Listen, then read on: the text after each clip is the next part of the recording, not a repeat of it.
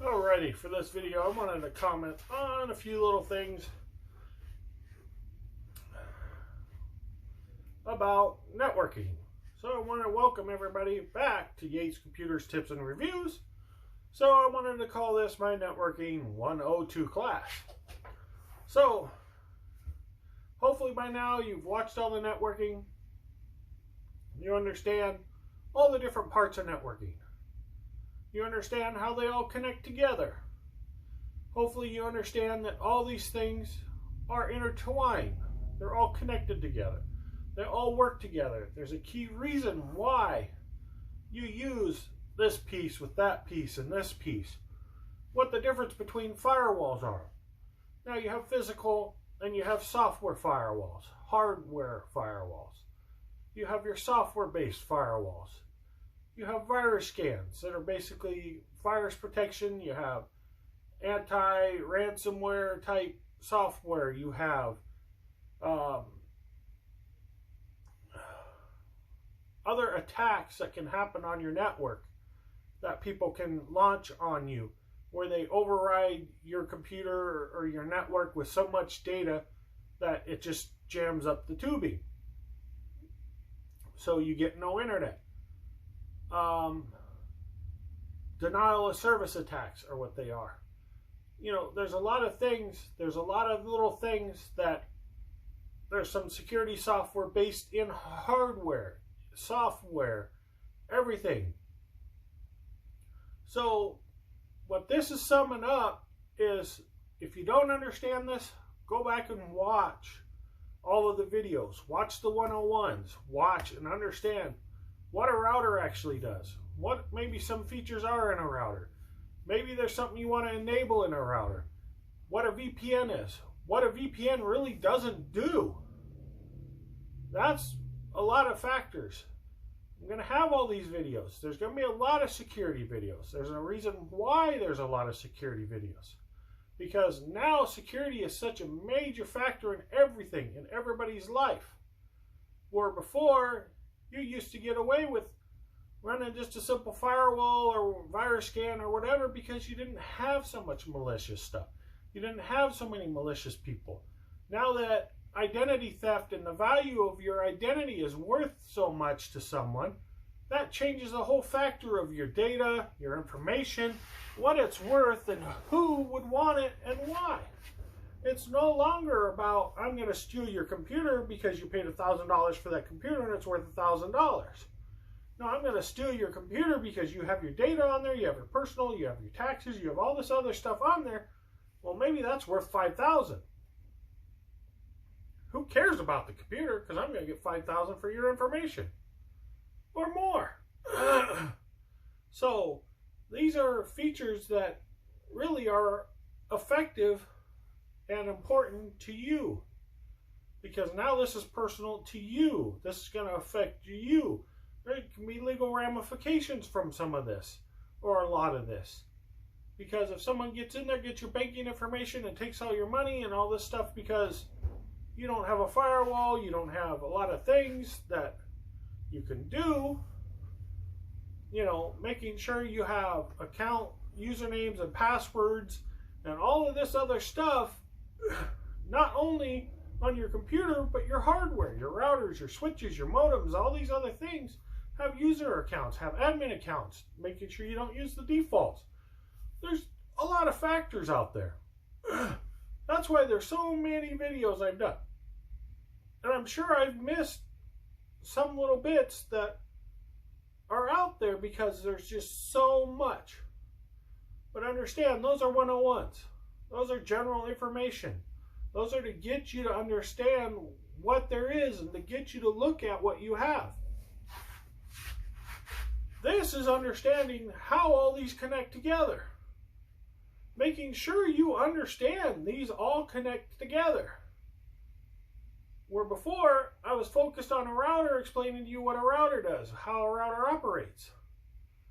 Now, I've mentioned about your network design, your layout, your blueprint, knowing all your components. There's reasons why. That's part of the 102 trainings. Because you have to understand, if you have your modem, let's say a cable modem, because like the one I have, I do not manage that cable modem. That cable modem is actually managed by the cable company.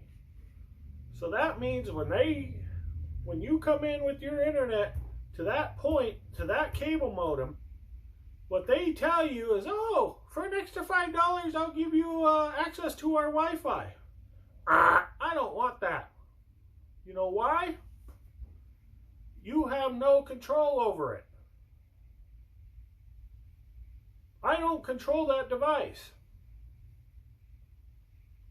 That's a device that's there to provide me internet. I'm not using their security features. If I am, it's secured from their end. I don't count that because I don't know what they're doing. Anything that goes on that modem is not my concern.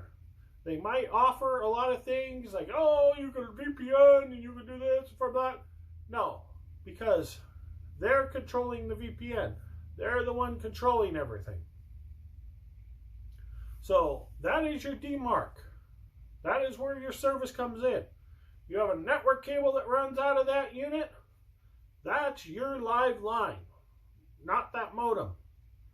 Now, there's other companies out there, DSL and some other things, where you actually buy the modem. You have the login information. You have the account information. You call the service and say, okay, I need to link this device to that. And they get in, they do what they need to, they get the IP, they get the communication going, and they get those things going. You control that device. Partially. But remember, they have all that IP information, they have all of that, so they're communicating to that device. So, I would not say that's a secure device. It might have some security features and other things on there that might help you on your network. You might want to consider those as part of a security package. Like I say, package, not security device, not a security solution. That's your package. A package has more than one device, more than one thing. So, if you have a modem coming in that's owned by the cable company, controlled by the cable company, and you have that line coming out, that's where you start making sure you have your security. If you want a firewall, if you want those type of devices, you can go out and buy a business grade router that has an integrated firewall, it has integrated security, it has all these nice features in it. Put it there. Then you know you have a nice security device. Maybe, like I mentioned in the other video, you put a router. After that, you put another router, maybe with your wireless devices and other things on it, because this device has certain security features that this device doesn't. Maybe this device has media sharing, where you share it within your house. And you don't want that media sharing actually being part of the same device that's controlling your firewall, your virus scan, all that type of stuff that's controlling the in and out traffic. Because this device is actually communicating everything in the internal. You may have digital phone. You may have other things that this other device that you have your firewall where you have 5 ports on might go to this device and another device and maybe another device. Maybe you have a security network. Maybe you have, who knows what, run it off into another building or another floor or another access point, whatever you want to do. You can design your network. This is part of the whole blueprint, understanding what devices you have, knowing the architecture of your network. When you get into bigger businesses and bigger stuff, they do this. This is really something you should do at home, depending on what you want to do. Especially if you're someone like me that's a tech person that knows a lot, and you might want to have, like I said, a whole security spool and network and have your whole media sharing. and then have your whole internet providing type of service, you might have 3 or 4 different wireless routers. Now, I bet a lot of people probably just went, whoa, wait, why would you need so many?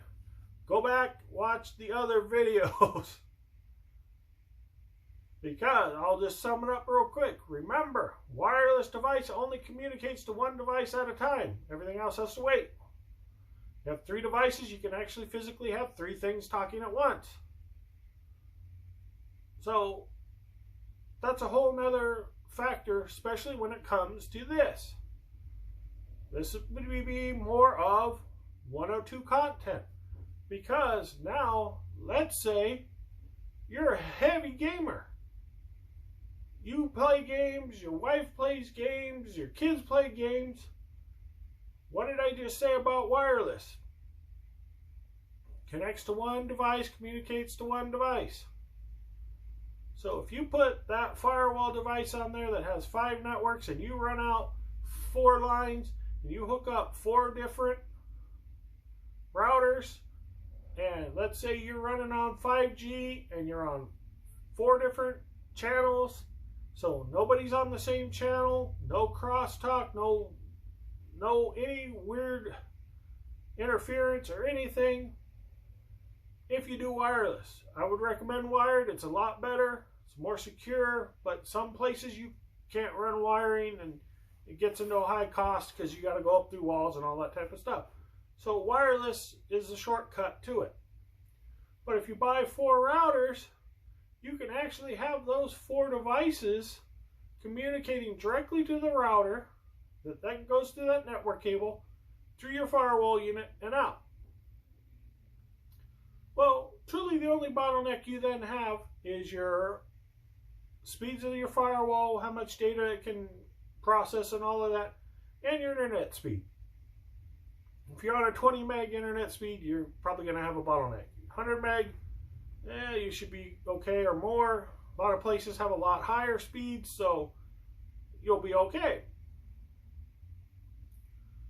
Streaming, same thing. If you're big streaming people, you have your computer streaming, you have TV streaming, you have all these things streaming. That may be a factor you want to look at. Is how many access points, what channels. Goes back to all of that I mentioned before. Knowing what channel everything's on, knowing what's full, what's not. You know, that's why the architecture of it all comes into play. A lot of little factors.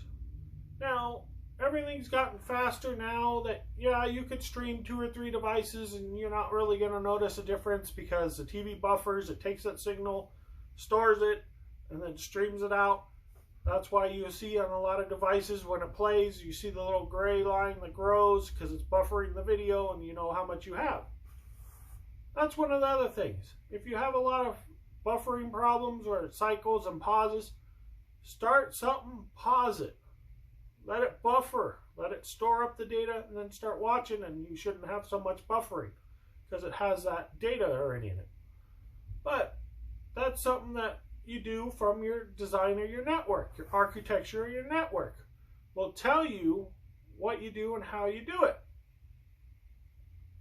So, these were some of the things I wanted to bring up in this to understand how all these physical devices attach. And maybe you need more devices. If you have a big house, you might need a mesh network to cover some of those areas. So you might end up having, I actually have multiple networks around. When it comes out, it goes into a router that has wireless. From there, it goes into a mesh network. From there, there's a line that runs over to another router, and there's different networks in the different area. Mesh network is a general network that covers most of the area. Most of all my applications and software and hardware and everything run through the mesh. If I want a designated channel to connect to because I need more speed, maybe uploading certain things like this YouTube video, I can jump to the other one and say download through the 5G where nothing else really is on there. And I have the full channel with no problems. It can communicate. I don't have to worry about anything interfering with it, interrupting it, doing anything. Some devices are on one, some devices are on the other. Of course, I have a different network in a different part that other devices are on, but they're all linked together, all through the network cabling. So these are factors that when you do your network, you want to look at. Nowadays, routers have guest networks. Well, they're nice, but now it goes back to that factor that I brought up. How many devices can that communicate to? If you're in a place where you're not a heavy user, a guest network is more than fine. But second option is why don't you just buy a whole separate router with security features and everything else? Here's the kicker. You can set up the guest network on the second router, hide the primary, so you still have all the features of a guest network and a primary network, but on two separate devices. So that way anything you guys are doing and the guests are doing, you don't slow each other down. This is really what I wanted to cover in some of this categories. Now that I'm getting into the 102, this is not a single unit type thing. This is the whole architecture, the whole thing. These are just some of the factors that I know of. Probably not too many people are going to run across this. If you get into a business environment, yeah. You have your own business stuff. You have guests that come in. Laundromat, hairstylist, whatever. You want to put them on a separate network. You don't want them having access to possibly getting on your system. Go back, watch all the security stuff. That was all covered in security. So, as you could tell, like I said, go back and watch the networking stuff. Go back, watch the security stuff. These are all connected. These are all connected. That's what makes these subjects so hard. That's why I'm doing all these videos, because people will tell you, this is how you do it. You go in here, you set this up, you turn on this, you turn on your security, you put in your security key, and you connect.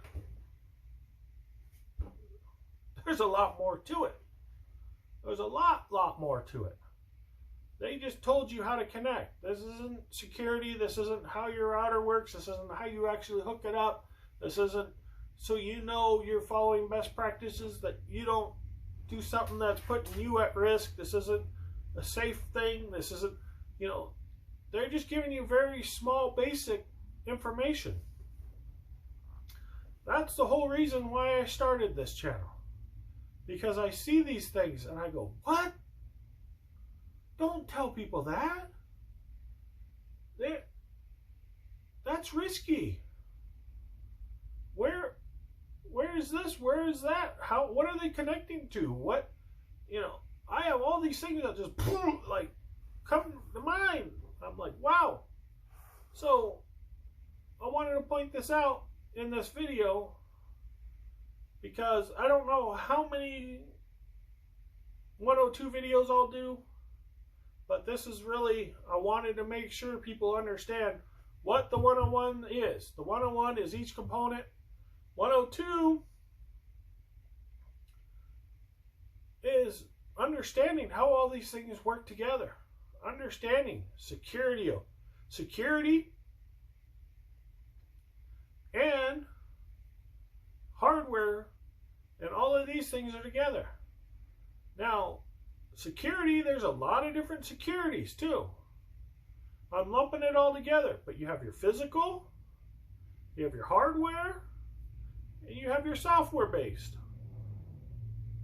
And then you have your encryptions, your passwords, your logins. all these things, and I'm sure there's one or two more that I'm not thinking off of hand on, but when I finally come to mind, I'll do the videos on them. So, wanted to sum all this up. I'm sure there'll be more videos coming on this. So I want to thank everybody for watching. Make sure you hit the subscribe, the bell, leave comments. If you have any questions, make sure you leave them down below so that way I can add them into my 102 series. Make sure I cover everything because, like I said, if you've gone through all these other videos, you should understand most of this. This is just making sure that you understand how to put a puzzle together. You know the outside frame, you work your way in. I've given you the outside frame, now I'm giving you the inside. How all these pieces all intertwine and connect together.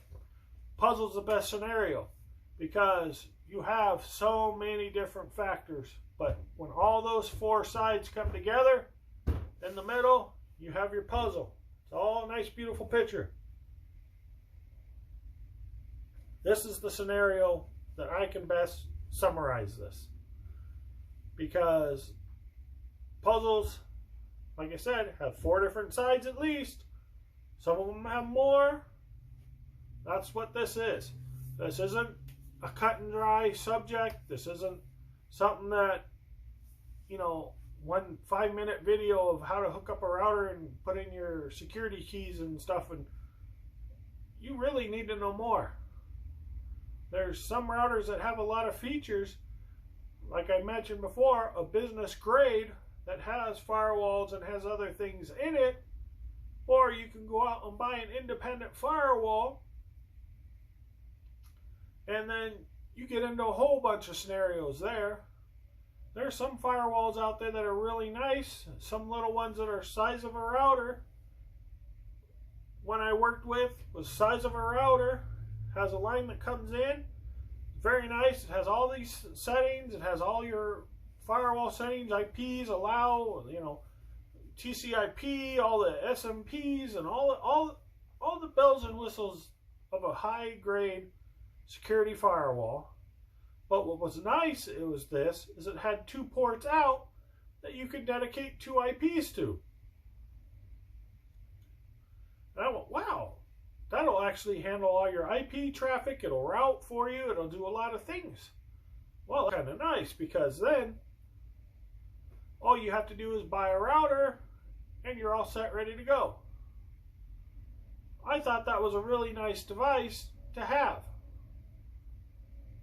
because now all your stuff that you have is all being controlled from that unit. Your IP, everything is being done out of there. Now, what's nice about that is now you have 2 separate networks going out onto the same internet.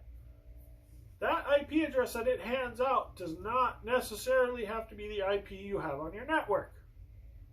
When you set up your router, you can set up the separate IP, you can set up all the different things that you want so that way you have all the information, everything that gets distributed out.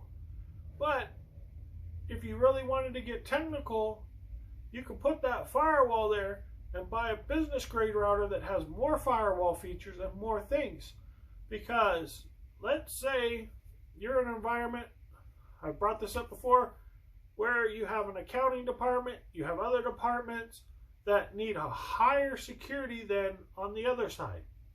Because you have an email server, you have other things on this other side of the network.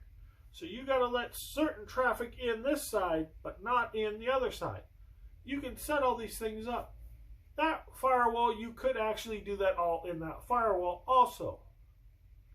But depending on how secure you really want to be, you can actually put a secondary firewall in so that in case somehow or another they figure out how to loop around there, that firewall stops it.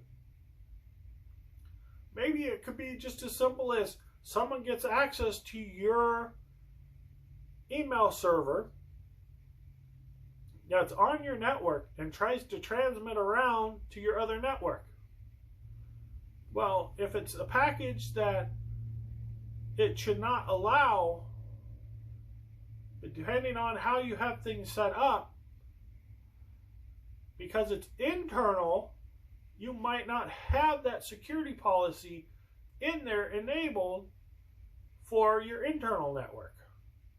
So that's one major factor you want to look at. That you might want to put that additional one there so that you know for sure there is no incoming in on that. And that goes back to your layout, your design, your architecture, all these type of things. So this is why I'm doing this, to make sure everybody understands how all these things link. Because also on that other side, you might have a Wi-Fi network. Someone might be given the password, someone might log in, someone might have an affected phone, might have, an affected computer. All of that stuff goes back to all my other videos I mentioned about, all these devices that connect to multiple things, and, phones that connect to your car and connect to this, connect to that. How vulnerable is that phone? What is it carrying? What kind of files are on there? What, you don't know. These are the factors that I brought up in other videos. So that's how these all interconnect to this. This is how you need to look at your network, especially home users nowadays, because now you have these phones that you go out, and if you're not careful and you don't turn off the Wi-Fi, and you go to a restaurant or you go somewhere else, that you don't know who else is there that might have the malicious intent to do something. They might put something on your phone. They might do that. All these people that go to the coffee shops and all this stuff to do their work on their laptops and all this stuff, and you're on an open network because there's everybody else in the buildings on the open network, and probably the people living behind them are on the open network because they know the password, because they live right behind the building so they can get the Wi-Fi. You got to realize these factors. So you want to make sure you have the best security features. You want to make sure you have the best stuff. Because nowadays, things have changed so drastically that things have changed. So I think I want to wrap it up. I know I've gone on for a while. I don't know if this is going to be one video or two. I've gone on for quite a bit. So make sure you hit the subscribe. Make sure you leave your comments, like I said before. And I want to thank you all for watching. Put the word out. Let people know. Come on over and look. Watch these videos, because this is an educational type of thing. I am informing a lot of people of a lot of detail and a lot of information that probably a lot of people don't know, because you watch these other videos and they don't go into these details. They don't go into best practices. They don't go into a lot of details that a lot of these people really should go into. I think they're directing people into some risky situations because they're not telling them that it's a risky situation. That's what I'm doing now, is I'm telling you guys, these are risky situations. Like I mentioned, these coffee shops and all of these other things. I mentioned a lot of this stuff in other videos about, I know there was an airport overseas, I think in China or wherever, where people would get off the plane. They had their Wi-Fi on their phone. It was not password encrypted or anything. The phone connected and they stole everybody's data. It was known. It was in the news. You can Google it. You can do whatever you want. You can verify what I'm telling you. But these are things that have been happening for a long time, that it's now to a point, it's like, I got to raise these red flags so people understand, because I don't see it anywhere else. And I hope other media contents creators and other things see what I'm putting out there and help me put out the word. Make sure you put out this information, because, there's a lot of information that I believe is not being told. So let me wrap it up, because I can go on forever and ever on this, because I think it's important, and I think everybody should know, and everybody should be able to find this stuff and be shown. Thank you.